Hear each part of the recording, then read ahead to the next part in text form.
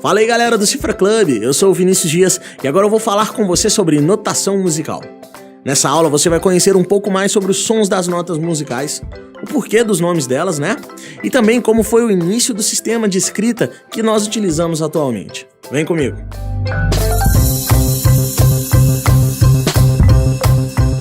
Você já deve ter ouvido falar nas notas musicais, certo? Não? Ó, então eu vou te mostrar desde o início agora como é que funciona. Nós temos 7 notas musicais: Dó, Ré, Mi, Fá, Sol, Lá e Si. E essa ordem é o que chamamos de ordem natural. Além disso, as notas possuem alturas diferentes e estrutura de intervalo entre elas, ou seja, não são apenas notas soltas, ok? Existe uma relação de existência entre cada uma delas.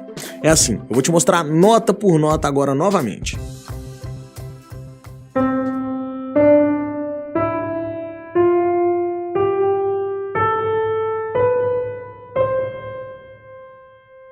Você consegue perceber que à medida que tocamos nota por nota o som foi mudando?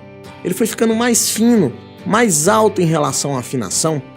Isso quer dizer que a frequência das notas foi aumentando e o som foi ficando mais agudo, tá bom? Essas notas também podem ser tocadas no sentido inverso, por exemplo.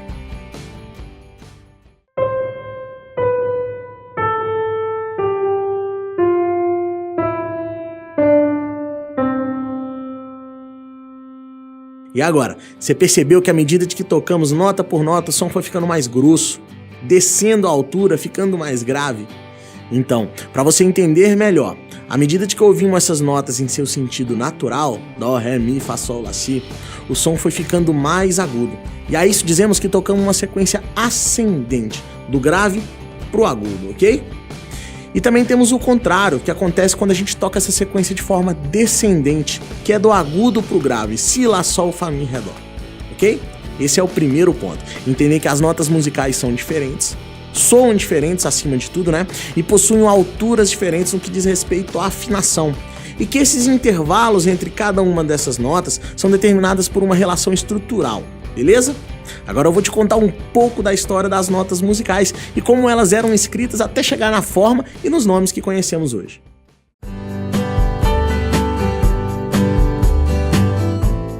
Existem pessoas no mundo muito preocupadas em entender e descobrir mais sobre a história da música, das notas musicais e de tantos outros assuntos. Mas o que eu quero começar a te mostrar é como as coisas evoluíram até existir um padrão de escrita e leitura musical que conhecemos hoje, que é o caso da partitura. Para chegar nessa forma como conhecemos hoje, esse sistema se modificou bastante. Olha, não se sabe tudo sobre a história da música, mas sabemos que existem registros arqueológicos musicais no Egito e também na Grécia Antiga, há muito tempo atrás, coisa de milênios atrás mesmo. Só que o momento da história da música que a gente vai falar é um pouco mais pra frente, no final do primeiro milênio depois de Cristo. Guido d'Arezzo, nosso personagem principal aqui, era um monge beneditino da época e percebeu que era preciso melhorar a comunicação entre os músicos e também aperfeiçoar os registros musicais da época.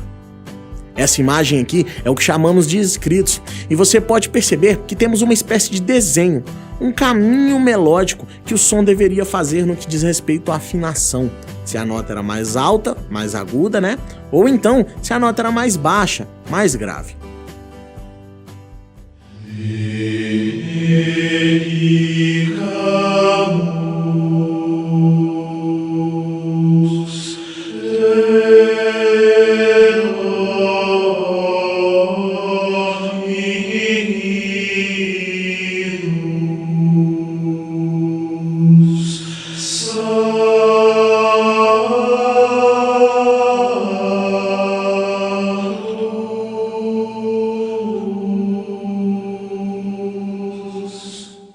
Porém, esses escritos eram meio incompletos e não era possível saber a altura certa que deveria ser cantada a melodia.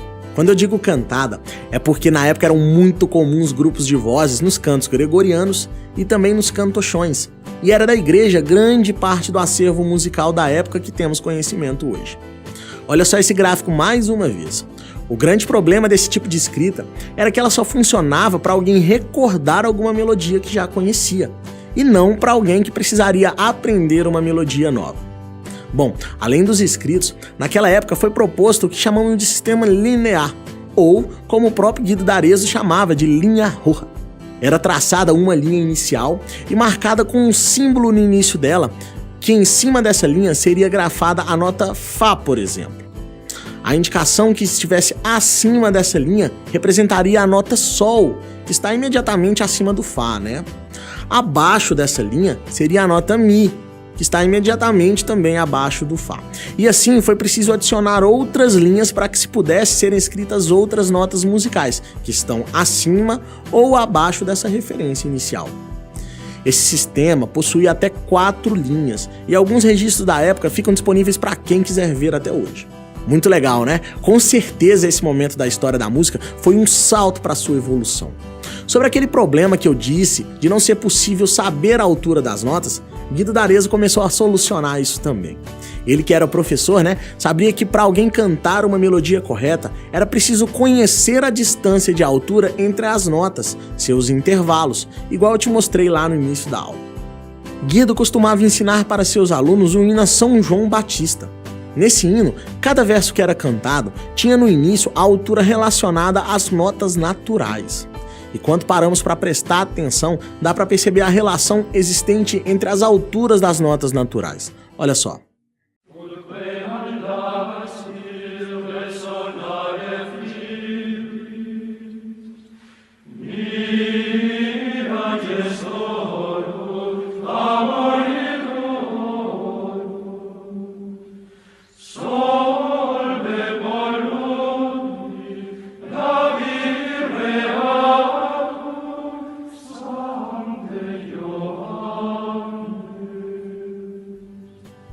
Então, ele pegou a primeira sílaba de cada um dos versos e começou a chamar cada um desses sons por novos nomes.